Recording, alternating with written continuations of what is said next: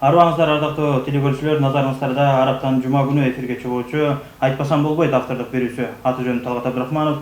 Ассалому алейкум. Биздин бүгүнкү берүүбүздүн коногу Кыргыз Республикасынын Жалал Абад областындагы ыйгарым укуктуу өкүлү Мырзахметов Нурболот Сабыржанович. Саламатсызбы? Саламатсызбы. Сизге бере турчу менин алгачкы эле суроом. Пандемия боюнча облус аймагындагы акыркы абал, ага карата көрүлгөн аракеттердин жыйынтыгы кандай болду? Бүгүнкү күндө мына дагы кошумча 10 адамдын оору бүгүнкү күн менен кошулуп отурат. Бул көбүнчө анализ кылып чыкканыбызда булардын көпчүлүк бөлүгү 10 адамдын баардыгы Бишкек шаарынан контактка келген адамдардын саны болуп атат. Бул Бишкек шаарына жумуш иштери менен барган, базарга барган жана башка нерсе менен барып атат. Бир өлүм катталды, ал 9 тоодон катталып атат. Ал аял киши дагы Бишкек шаарына Дордой базарына барып, ошол өзү дүкөн иштетет экен, ошо дүкөнүнө майда чүйдө алганы барып туруп, ошол жерден оорууну жуктуруп келген дагы. Андан кийин бул жерде кече күнү каза таап атат. Бүгүнкү күнгө жалпы канча киши катталды? Бүгүнкү күндө жалпы 257. 257. Сиз кандай ойлойсуз, ушул пандемия канчалык коркунучтуу, паника кылып жаткан жокпузбу? Бүгүнкү күндө мына биринчи алгач келгенде бул эми бул оорунун бөлүнүп кетет экен, штаммтарына бөлүнүп турат экен. Бул эми биздин саламаттык сактоо кызматкерлеринин айтышына караганда, алгачкы оору бизге келген эми мындайча айтканда сырттан келгенде Россия тараптан эмес, башка өлкөдөн келген. Башка өлкөдөн келгенде жеңил түрү келгендиги аныкталган да. Мындайча айтканда көпчүлүк ооругандар сезген дагы эмес, билген дагы эмес. Ооруда кээ бирлеринде симптом вообще болгон эмес. Жугушу дагы мындайча айтканда тез жукпаган болгон. Биз себептегенде ушул жерде жакын бир семьяда жашап, жада калса, семьядан бир 3-4 ооруса, 1-2 вообще ооруга чалдыккан эмес. Мындай жеңил түрү келген. Азыркы оорусу бул Россия мамлекетинен келген биздин жарандардын ичинен келип чыгып атат. Бул оору кичине абал ордоштурду. Себеп дегенде жугушу дагы батыраак жугат. Ким менен канчалык деңгээлде жакыныраак контакттап алса эле ага жугуп атат. Экинчиден симптом дагы оорураак болуп атат. Азыркы ооругандардын көпчүлүгү мына бүгүн бир эле мисалды айтсак, мына азыр келип аткан 10 адам чыкты деп едик. Ошол 10 адамдын 4-5 118ге кайрылып туруп бизге келип атат. Булар уже ысмалап атат, түнү менен жөтөл, чыйрыктырып, кыйналып, анан бизге кайрылуу жасап атат да. Бул уже кичине оорураак болуп атат. Ошол эле кезде мен бир нерсени айта кетким келет. Жакынкы күндө эле бизде ошол Сузак районунун бир тургуну ошо Бишкек шаарынан келип туруп ооруп калып каза тапты. Ошонун дагы бир туугандары тез аранын ичинде аларга жукту дагы. Алар дагы бүгүнкү күндө сезди. Чыйрыктырып, ооруп, жөтөлүп, кыйналып, коркуп, кайрадан бизге азыр көпчүлүк эл наоборот бизге кайрылып больницага жаткыргыла деген талапты кое баштады. Жаңы алгоритм боюнча биз эгерде симптом илгери мурун бир ай мурун бизде башкачараак болгон, 10 күн мурун даже. Симптом барбы, жокпу, ал адамдан оору чыктыбы, биз аны больницага жаткырып, аны дарылап чыгарылып аткан. Азыркы алгоритм боюнча эгерде ал адам симптом жок болсо, эчтеке оорусу кыйналган болсо, анда биз аны үй карантинине алабыз. Оорукчан адам үйүндө өзүн өзү дарылап, эгерде кошумча дары сураса, биздин медиктер кошумча мындай кандай дарыланыш керек, эмне кылыш керек ошолордун айтып турат, өзү дарылана берет. Ал эми оор болгондорду биз больницага жаткырышыбыз керек. Алгоритм ошондой чыкты. Себеби бүгүн биздин больницалар анын баардыгын жаткырганга уже күчүбүз жетпей баратат да. Ооба, биз жаткырганга мейли күчүбүз жетпейт, бирок алардын деген ден соолугунун анализин алууга толук Жалал Абадта мүмкүнчүлүк барбы, жетиштүү техника барбы дегеним, мына кечеги күнү эле парадка биздин өлкөнүн башчыбыз катыша албай калгандыгы, өлкө башчыбыз менен кошо барган 2 жанындагы жандоочулардан оору аныкталгандыгы, бул биздин медицинанын алсыз экендигин аныктап койт да. Биз мына мен жекече ушул оору менен аралашып тынбай иштеп аттык. Биз келгенден бери ушул менен аралашып атабыз. Жалал Абад областында алгачкылардан болуп катталды. Бул оору азыркы Россиядан келип аткан оору деп атпайбыз, мындай кийинки келген волнасы болуп атат. Мындайча айтканда биз үчүн, Жалал Абад областы үчүн эле болчу. Бул оору эч качан биринчи күнү көрсөтпөйт. Мисалы үчүн бир адам ооруп келди, контакт болду. Эгер ага жуккан болсо, сизге 3-4-5 күнгө чейин ал ооруну медицина Россияда эле башка деле апрелдет бере албайт. Ал өзүнүн убактысында өпкөгө кирип, күчөлүп, кайра чыгып, адамга ошондон кийин 3-4-5, даже биз 10 күндөн кийин лаборатория аны көрсөтө алат. Мен бул менен эмнени айткым келип атат? Мисалы үчүн бүгүн анализди тапшырып таза чыгып, бирок ага жуккан болсо, эртеси күнү дагы повторно алганда андан чыгып калып атат. Биз ошон үчүн ПЦРди 2 жолу алынат. Бүгүн бир адам ооруган болсо, анын контактныйлары 10 адам болсо, 10 адамдан сразу ПЦР алынат. Эгер чыккан болсо чыкты, чыкпаса 10 күндөн кийин, 12 күндөн кийин экинчи повторный ПЦР алынат. Бирок үй карантининде туруп. Экинчисинде чыгат, көбүнөн мен айтайын 30%га чейинки экинчи, даже 30 эмес, эгер оорулуу адам болду десе, көпчүлүгү экинчи ПЦРден чыгып атат. Биз кече күнү мен республикалык штабка дагы ошону сунуштадым. Биз 2 жолу ПЦР албастан, давайте 1 жолу ПЦР алалы, алгоритмди иштеп чыгып, бир ошол оору адам аныкталды, анын контагы 1 күндө эле болгон контактты текшербестен, аны биз 10 күндөн кийин алалы, сразу же көрсөтөт. Бүгүнкү күндө бизде лаборатория иштеп атат. Буга дагы биз буга чейин баягы оор абалда мобильный машинадан дагы бир 2 машина иштеп турган буга чейин. Анан биз уже биздин специалисттер уже көнүшүп, үйрөнүп, бардыгы жетишкенибизден кийин бир лабораторияны алып кеткен. Азыр бизде бир гана мобильный лаборатория иштеп атат. Ал жетиштүү деңгээлде бизди камсыздап берип атат. Ошол эле учурда мынакей жакын күндөрү жанагы кафе ресторандар иштебесин деп тойлорду токтотуп атабыз, мына чайхананы жаптык, мына ресторанды жаптык деген акыркы бир соц тармактарда маалыматтарды көрүп атабыз да. Бирок ошол нерсе көзөмөлгө ким алып атат? Дегеним, кече жабылган нерсе бүгүн барсак иштеп атат да. Анан эми бул кандай жол? Же популисттик кадамбы? Не деп алайбыз? Мен айтат элем, бул жерде моундай. Биринчи кезекте кайсыл ишкана ошол столовойлар, 50 орундуу столовойлар же болбосо бүгүнкү тамактануучу жайларды иштетпеске биз аргасызбыз. Себеп дегенде эл тамактаныш керек. Биз аны токтотуп койгонго болбойт. Бул биринчи. Жаптык деп туруп, жаптык деп туруп, мисалы үчүн бүгүнкү ошол азыркы кырдаалга жараша талапка жооп бербесе, анда убактылуу жабышат алар. Бир жолу жаап кое алышпайт. Ар бир ишкердин өзүнүн мисалы үчүн укугу бар да. Мисалы үчүн бир столовой, сиз эле бир столовойдо иштеткен болсоңуз, бүгүнкү күндө сиз талапка жооп бербей атсаңыз, келип туруп жапса, сиз талаптарга баардыгын аткарып, ошол эми сизди тейлеген кыздар же болбосо ошол кызматкерлер маска менен кирген адамга антисептиктерди себип, отургузуп, жайгаштырып, тамагын берип аткан болсоңуз, сиз уже шартты түзсөңүз, сиз талап коесуз, мен ачам депчи. Менин да укугум бар. Демек коңшум ачып атат, ал иштеп атса, эмне үчүн мен жабам? Мен силер айткан талапты кылдым, ачам дейт. Бир күндүн ичинде жатса, бир күндөн кийин ачат, 2 күндүн ичинде жатса, 2 күндөн кийин ачат. Бирок бир нерсени айта кетким келет, бул ушул нерселердин баардыгын биз жергиликтүү бийликтин штабка жүктөдүк. Бизде азыркы күндө райондук шаар жана райондук штабтар бар, областтык штаб бар жана республикалык штаб бар. Биз республикалык штабтан чечим чыгарып берип аттык. Бүгүндөн баштап ушу кафе, ресторандар иштесин, эл орунду. Аны райондук же шаардык штаб өзүнүн штабында карап чыгып, эгер ошол бүгүнкү күндө элге керек болсо иштетсин деп туруп чечим чыгарып берди. Мен айтайын дегеним, эми сөзсүз гана бирөө келип көзөмөлдөш керек, же бирөө келип сөз штраф салып жаап коюш шарт эмес. Ар бирибиз өзүбүз туура айтасыз, өтө туура айткым келди. Анан дагы менде мындай суроо, Кыргызстандан, мисалы, коңшу Россияда иштеп жүргөн биздин мекендештер чек арада бүгүнкү күндө ыйлап көз жашын төгүп отурушат да. Анан ошолордун арасында канча жалалбаттык бар, канча жалалбаттыкты алып келүүгө аракет кылдыңыздар? Бүгүнкү күндө бул мамлекеттик республикалык деңгээлде иш жүрүп атат. Биздин Россиянын посолу, Россиянын посол дегеним Кыргызстандын Россиядагы посолу жана республикалык штаб муну бүт контролго алып атат. Себеп дегенде түшкөн аэропорт Ош менен Бишкекке түшөт. Ал жерде обсервацияда жатат. Ошол обсервация канчалык деңгээлде бошогондон кийин алар утурумдук менен алып келип атат.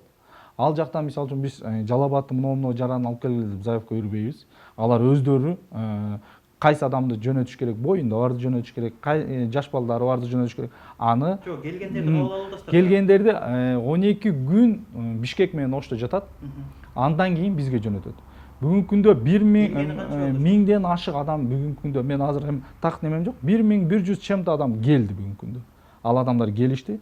Аны домашний немеге алабыз дагы. Булар 2 жолку ПЦРден биз 3-чү ПЦРди алабыз. 12 күндөн кийин биз дагы повторно ПЦР алабыз.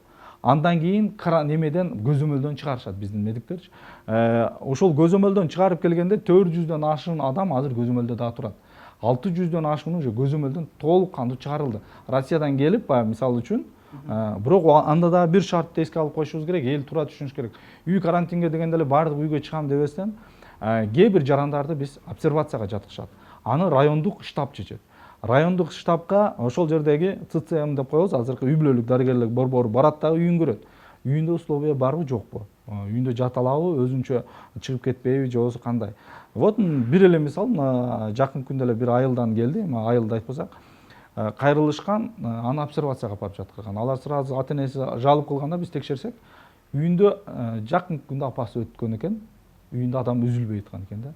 Уже биз аны эгерде үй карантинге алса, ал үйгө адам тынбай каттайт. Эми Кыргызда бар да, тынбай келет, патачылар келет.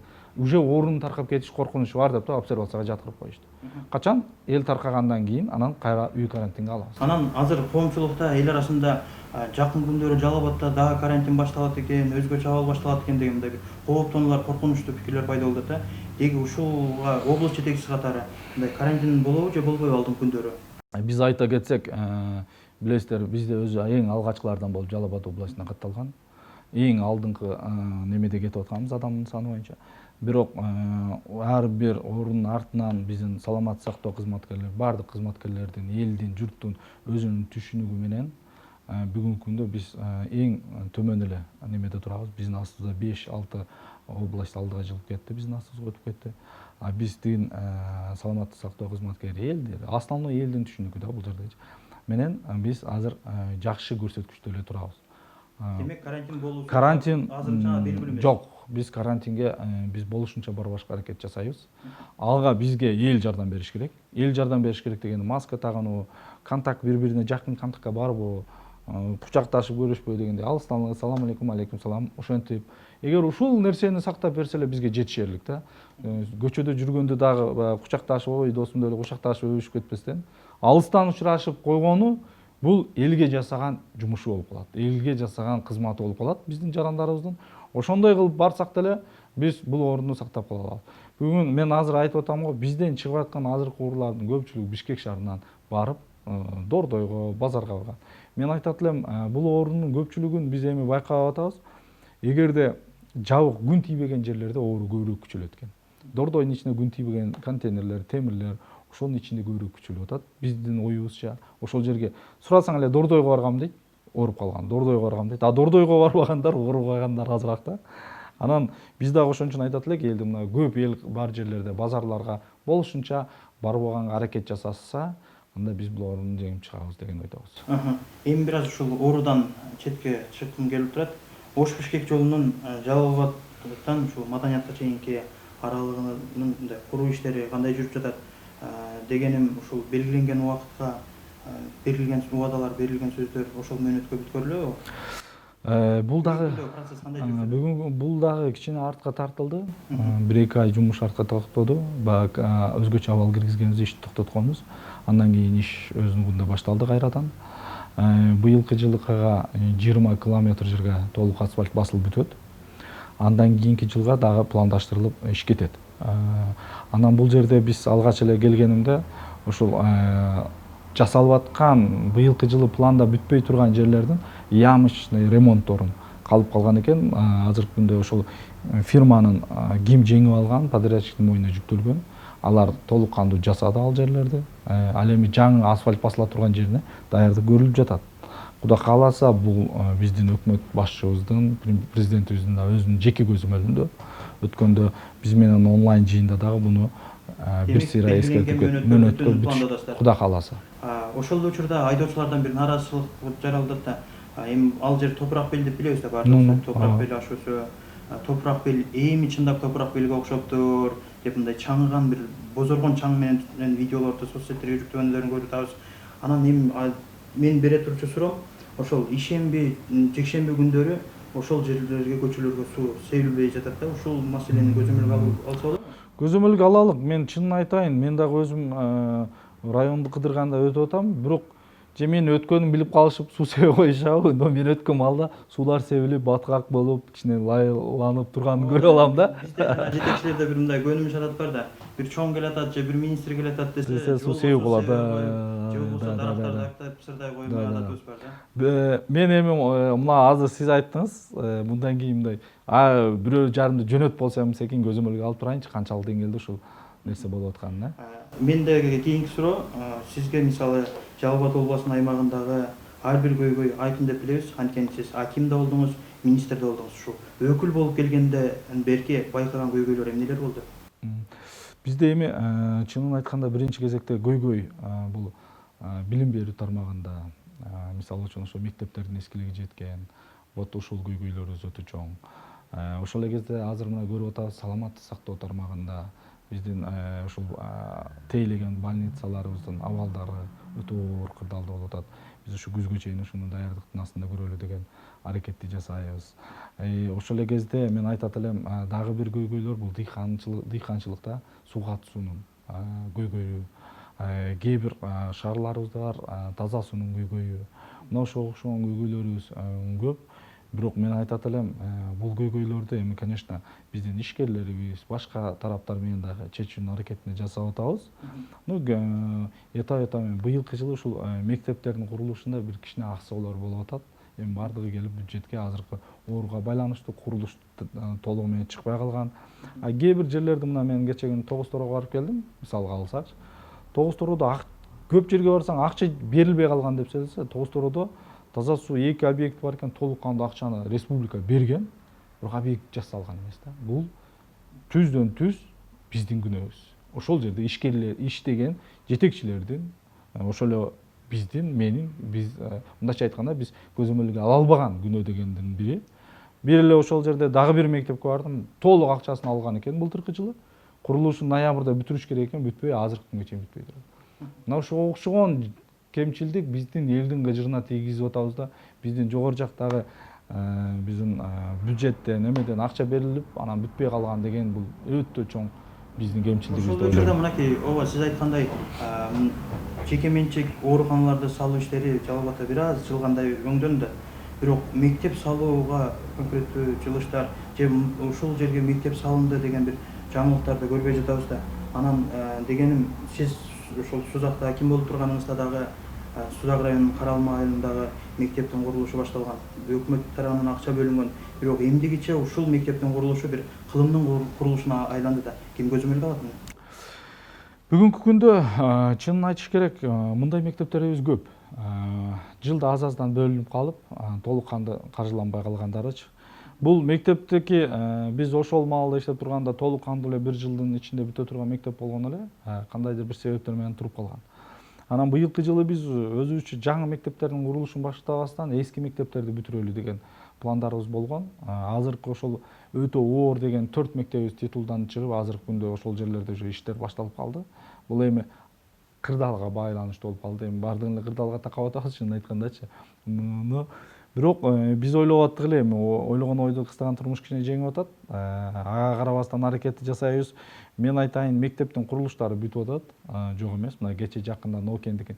Биз эмне үчүн азыр бала бакчанын курулушу, мектептин курулушу баягы мурункудай шаңдуу шаат менен ачпайбыз. Жөн эле барат, ачат, всё бүттү деп эле коюп атабыз да. Мына кече күнү Аксыга атайын барып туруп капсула салып келдик. Ал Сауд Арабиясынын фондунун эсебинен кетип атат курулуш, мектептин курулушу башталды. Ал дагы Кудай кааласа эмдиги жылы бүтүп калыш керек. Мына ушундай иштерибиз жылып атат, бирок мурункудай кылып эле биз баягы элди чакырып нерселерди койбой атабыз. Биз быйылкы жылга өзүбүз пландаштырганбыз, 20 бала бакча курабыз депчи. Азыр ал планыбыз өзгөргөн жок. 23 боюнча бала бакчаны даже 3 бала бакча кошуп атабыз. Айтайын дегеним эми мындай да, ооба сиз айткандай көптү чакырып, баягындай көбүртүп, той берип ачпай атасыздар. Ал жагынан жакшы дейли. Бирок ошол салынып аткан мектептерди, көрүлүп аткан аракеттерди элге маалымат катары берип турчу сиздердин маалымат борборуңуздар бар? Бар. Анан ушул жагынан Может, аксап аткандыр, может, балким аксап. Элге дагы, мага дагы күмөн болбосо эле да. Анан Жалал Абад шаарында дагы бир учурда аябай күркүрөп, Жалал Абадтын көркү болот, тим эле укмуш деп сүйүнгөнбүз. Роза парк деп эсиңизде болсо керек ачылган. Бирок ушул курулуш дагы бүгүн ар эмес же бери эмес, жарым жолдо, ара жолдо турат да. Ушул балким шаарыбыздын көркүнө дагы, шаарыбыздын бир мындай деңгээлине дагы терс пикирди жаратпайбы? Качан башталган курулуш маселе? 10 жылдан ашып калды окшойт менин билишимче. 10 жылдан ашты. 10 жылдан ашты. Мына 10 жылдан нары болуп калды уже бул курулуштун башталганы болуп толук кандуу бүтпөдү. Чынын айтканда бул эми частный курулуш, жеке курулуш болгон. Азыркы күндө мен айтат элек, мына ушул курулуштар азыр бүт эле жерде бизде курулуш Жалал Абад шаарында жакшы эле башталбадыбы азыркы маалдачы. Бирок бир нерсе бизди токтотту. Азыр 9 объект токтоп калды. 9 объект токтогону бул аэропорттун кесепетинен токтоду. Бул 2 километр аэропорттун тегерегинен курулуш курулбаш керек экен. 2 километр дегени бул Көк Арт дарыясына чейин курулуш курулбаш керек бул жагы. А бул жагы ошондо биздин администрациянын тегерегинен өтүп кетет. Областный администрациянын. И бул жагы болсо Тел Тор ат майданы кирет, нарака чейин уже курулуш ошо курулбаш керек деп чечим чыккан. Ошонун негизинен бизде Жалал Абадда көп ишкерлердин бутун байлады да бул нерсечи. Ал боюнча кече күнү дагы мен жеке премьер-министрдин кабылдамасына кирип ушул көйгөйдү айттым. Ал киши дагы туура колдоду, муну жылдыралы. Биз айттык, эгерде бул 2 километрди бизге 400 же 500 түшүрүп бериңиздер керек. Ал эми учуп конгон полосаны хорошо калтыргыла. Или бул аэропорттун биз ойлойбуз, биз же аэропорт менен учушубуз керек, же курулуш куруп шаарды өнүктүрүшүбүз керек. Эки гана жолубуз бар. Демек биз анда аэропортту башка жака чыгарып беришиңиздерди сунуштадык да. Ошол мен сиз өзүңүздүн сөзүңүздөн улам курулуш иншалла ушундай бир чоң объектилерди курган ишкерлерге бир тандалма мамиле болуп жаткан жокпу? Дегеним буга чейинки мына сиз айттыңыз аэропорттун негиз кылып курулуштар токтотулду деп. Биз коомчулукта билет, ошол кайсы бир жерде шаардын ичинде бир курулуш токтотулду, мыйзамсыз экен, ишин сот токтотту деди. Бирок тилекке каршы бүгүн ал курулуш толугу менен курулуп бүттү. Мындай аракеттерде Ошто жарымы курулган объектилерди талкуулаган көрүнүштөрдү көргөнбүз да.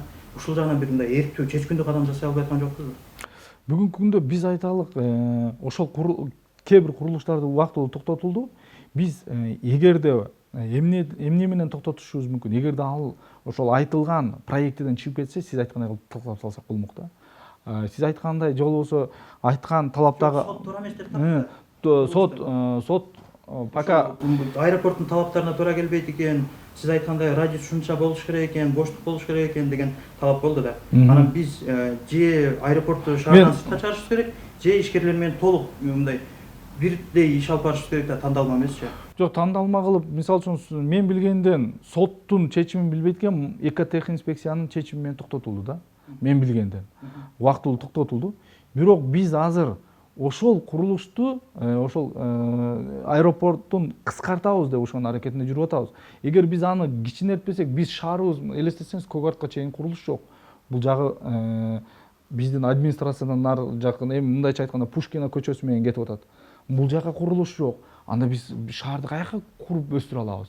Эч жагында жок да. Жалал Абад шаарынын ири курулуштарды куруу жөнүндө долбоорлор барбы сиздерде? Эгер ушундай бир мүмкүнчүлүк болсо. Азыр биздин мага кече күнү мага бир 20 ишкер келип сүйлөштү. Эгерде ушул нерсени алсаңыздар, биз биринчи көп кабаттуу үйлөрдүн курулушуна биз толук кандуу уже шаар эл талап кылып атат. Бүгүнкү күндө акчасын төгүп атат, биз курулушка даярбыз дейт. Но только силер ушул маселени чечип бериңиздер депчи. Биз мына сугат жерлерди бербейбиз. Себеби аябай керек бизге. Башка жерден чек бере албасак, жок дегенде биз шаар жогору көстө өсүшүбүз керек да. Аэропортту шаардан сыртка чыгарууга ал боюнча эң биринчи планыбыз ошол болуп атат бүгүнкү күндө. Шаардын мэри менен да сүйлөштүк. Булардын өздөрүнүн ген планында дагы ал чагылдырылбай атат деди.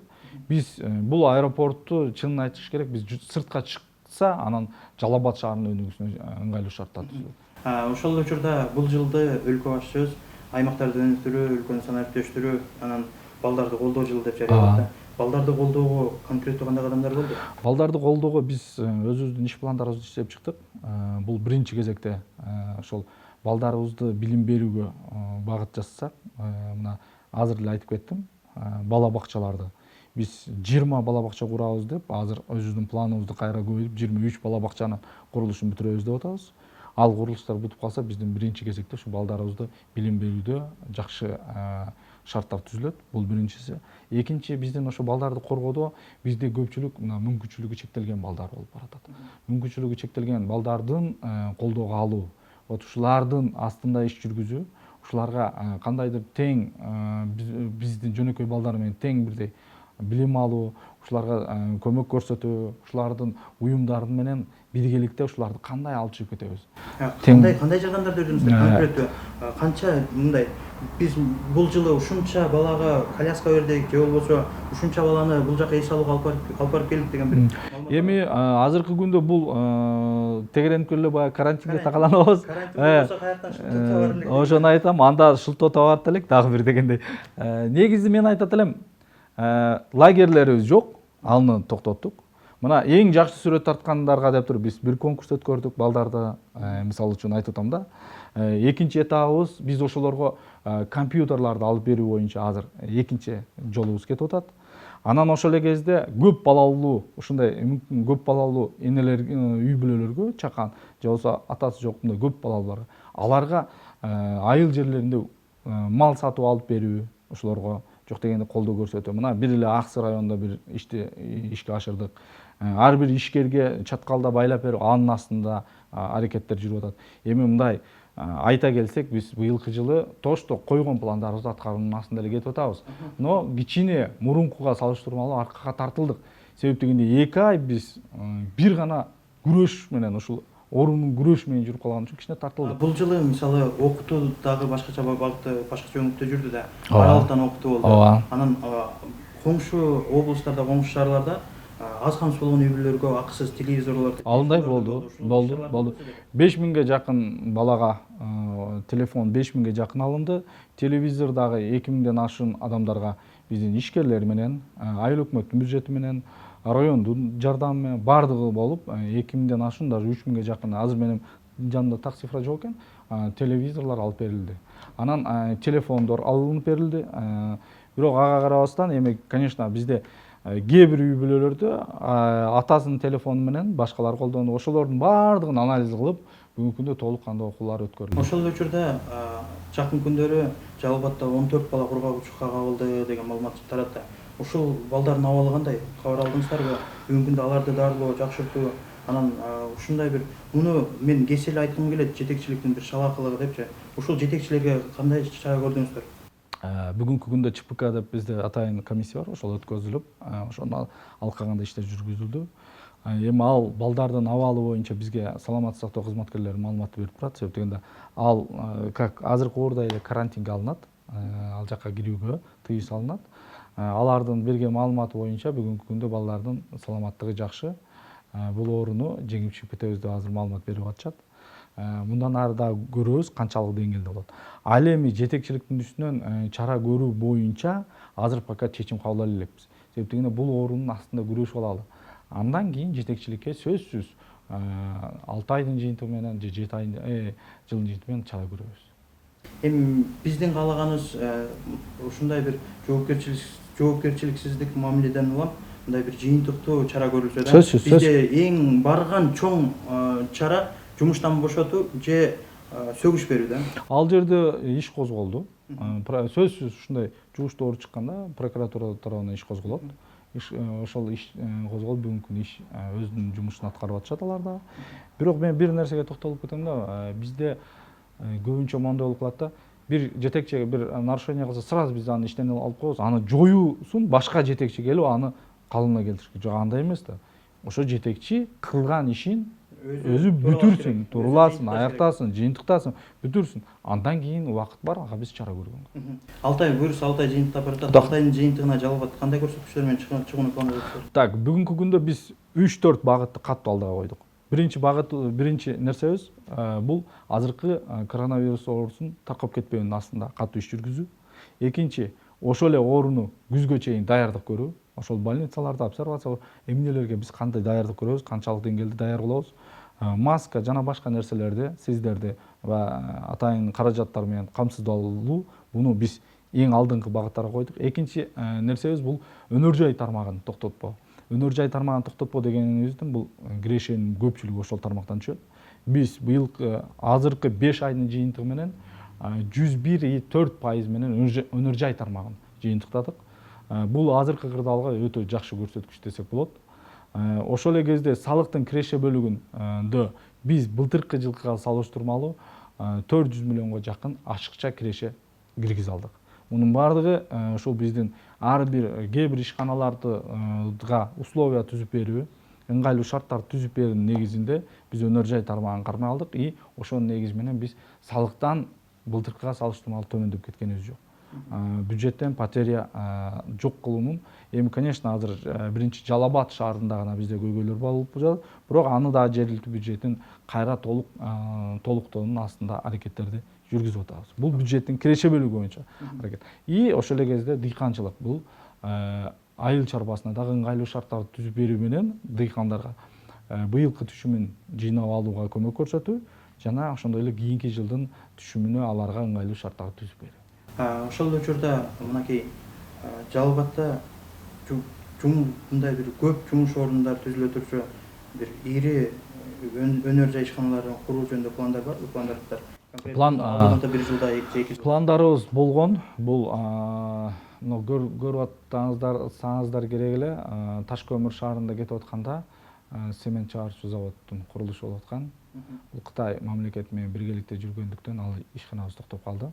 Бул бир ишканабыз болду. Ошол эле кезде бүгүнкү күндө Тогуз Тородо Макбал Голд компаниянын ишин жандандыруу болгон быйылкы жылы, бирок алар ишти баштады. Мен кече күнү өзүбүз дагы барып көрүп келдик. Алтынды чыгарышты башташты.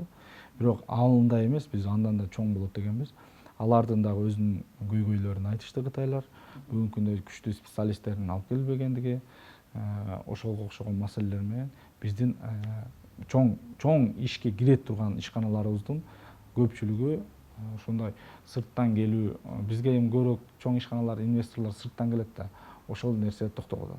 Анан ошо Россия мамлекети эмне себептен ушундай бир курулуштар толук жыйынтык мындай соңуна чыкпайт да? Маселен, сиз айткан азыр ошол заводду алалы, ал эмес Камбар Ата 2-нин да курулушу мисалы бүгүнкү күндө толук бүтүрүлүү. Ондой да, эми айтсак дагы баягыдай сөз болуп эле каражат. Бүгүн Кыргызстанга сырттын жараны киргенге мыйзам жол бербейт. Только биз өзүбүздүн Кыргызстандын жаранын гана көрөт. Мына Россиядан да бизге инвесторлор келишкен эле. Алар да кире алып атат. Жок, бул азыркы кырдаалга. Ушул боюнча калабы же алдыда улантылабы? Улантылат. Камбар Ата 2 токтогонуна 2 жыл болду бери дегенде. Камбар Ата 2 эми бул, конечно, муну биз мамлекеттик деңгээлде, мамлекет өзү салган ишкана болгон. Билесиздер аны. Ал мамлекет. Бул Камбар Ата 2-ни, Камбар Ата 1 болмоюн, Камбар Ата 2-нин иштешине толук кандуу иштей албаганын баардыгыбыз билебиз да. Себеп дегенде Камбар Ата 1 курулуш керек да, сууну тазалап, азыркы күндөгү мисалы үчүн Токтогул КЭСи Таш көмүр башка КЭСтерди сууну фильтрлеп тазалап туруп берет. Алар иштеп турат өзүнүн эмесиндечи. Биздин Камбар Ата 2, пока Камбар Ата 1 курулуп туруп сууну тазалап бермейин, ал уже тез аранын ичинде иштен чыгуу коркунучтары бар да. Дегеним эми азыр жарымына келген курулушубуз эртең улам күнүгө техника жаңыланып атат да. Эртең бул техника болбой калды, муну да жаңылашыбыз керек деген бир мындай ыксыз чыгымдарга болуп калбайбызбы деген коркунуч. Айтмат Тошович менен дагы бул маселе боюнча сүйлөштүк. Ал кишинин дагы өзүнүн пландарын айтты. Ал киши жакын күндө Камбар Ата 1-дин курулушуна баштаганга аракетин жасап атат ал киши. Чынын айтыш керек, бул жерде ошол киши эгерде толук кандуу мындайча айтканда аракети жакшы болуп атат, ошол негизинде иш жүрүп кетет деген мен да үмүттөмүн ал кишиге. Өзү мындай энергичный, жакшы ишти алып барып аткан үчүн бул алдыга жылып кетет деген үмүттө турабыз. Ошол учурда Кыргызстанда мисалы болгону маданий билим берүүчү 2 гана техникум бар да. Бири Токмок шаарында жайгашса, экинчиси Жалал Абад шаарында жайгашкан. Бирок тилекке каршы мына ушул маданият техникуму базардын ортосунда калган. Анын кире бериш оозуна чейин түрдүү жайма жайып, мисалы кийим кече сатып отурушат. Мисалы ушул көрүнүш сиз үчүн деле мен үчүн деле бир уяттуу көрүнүш болсо керек дейм да. Анткени окуу жайдын алды мына ошондой жайма базарга айланганда. Ушул нерсени жоюу мүмкүн эмеспи? Министр келген. Биз министр менен чогуу бул маселени талкууладык. Ушул маселени жоюу, ушул жоосо кандай кылып шарт түзүп, кандай кылып чыгарат. Азыркы директорун дагы ал киши дагы мактап кетти. Жакшы иштейт, тартат, алдыга жылдырат. Кудай кааласа, өзүбүздүн пландарыбыз бар. Бул министрлик өзүнүн сунушун бере эле бир жакшы шарт түзүү боюнча деп туруп ал киши өзүнүн сөзүн берип кеткен. Эми ал кишини убакыт көрсөтөт, кудай кааласа муну жолго коюлат деген үмүттөмүн. Ошол эле учурда биздин кабарыбыз бар, ошол Жалал Абад маданият техникумунун имараты өзгөчө кырдаалдар баш министрлик тарабынан мисалы атайын корутунду чыгарылган, пайдаланууга мисалы мүмкүн эмес, кооптуу депчи. Анан ошол жерге бир жаңы имарат салуу планыңызда барбы? Же ошону мындай жардам көрсөтүү, жардам берүү жагынан? Жардам берүү бар. Жаңы имаратты салууну эми айттым го, министр менен бирге отуруп ушул маселени бир чечимге келели депчи. Министр келип, атайын ошол техникумду, берки баркы театрын, башкаларын баардыгын көрүп чыгып, экөөбүз чогуу отуруп бул сүйлөшүүлөрдү жүргүзгөнбүз. Эми канчалык деңгээлде ишке ашат, бүгүнкү күндө бюджетибиз уруксат бере алат. Кудай кааласа бул эми бир жылдыкта куруп салабыз деп сөз бере албайбыз да. Биздин бүгүнкү күндө эң эле ошондой эле көйгөй болгон өтө оор мектептерибиз турат, өтө мындан дагы оор окуу жайлар. Ошолордун астында иштеп барып туруп канчанчы неме менен бүтүрөбүз. Менин оюмда, маселен, борборубуз Бишкекте ГЧП деген жакшы бир система бар да. Жалал Абадта ушул системаны колдонуу мүмкүн эмеспи? Мүмкүн. Эгерде биздин ишкерлер ошол нерсе менен келсе, биз сөзсүз колдойбуз. Мына мисалы үчүн бүгүнкү күндө эс алуу эмне деген шаардын үстү жагындагы курортко кетип аткан жолдун да курулган курулуш бар эмеспи? Санжира, этнокомплекс. Вот ушул бүгүнкү күндө мамлекеттин эмеси, жер мамлекеттики, курган алар. Арендага берилген курулушту куруп атат, ГЧП менен иштеп атышат. Эгерде ишкерлер азыркы күндө ошондой сунуш менен башка жерге дагы курулушка же болбосо ошол эле саламаттык сактоо, билим берүү тармагына келсе, биз колубузду ачып тосуп алабыз. Бүгүнкү күндө мына 474 мектептин 8 мектеп бүгүнкү күндө частный мектептер. Өздөрү акчасын төлөп окуткан. Алардын маалыматын алсак, азыркы күндө ошол жактагы катуу өнүгүп баратат. Элдер ошол жака окутуу, акчасын төлөп окутуу катуу өнүгүүдө кетип атат. Мен ачык айтайын. Биздин көрсөтүүбүздүн аты айтпасам болбойт деп аталат. Айтпасаңыз болбой турчу, көкүрөктө дагы эмне ойлоруңуз калды? Эми бизде айтпасам болбойт деген негизинен айтканда маселелерибиз көп. Бул немедечи. Мен айтпасам болбойт дегеним, бүгүнкү күндө биздин эң эле айтпасак болбой турган нерсе, азыр мен келгенде ушул нерсеге кабылдым. Бул жайыт маселеси болуп атат да.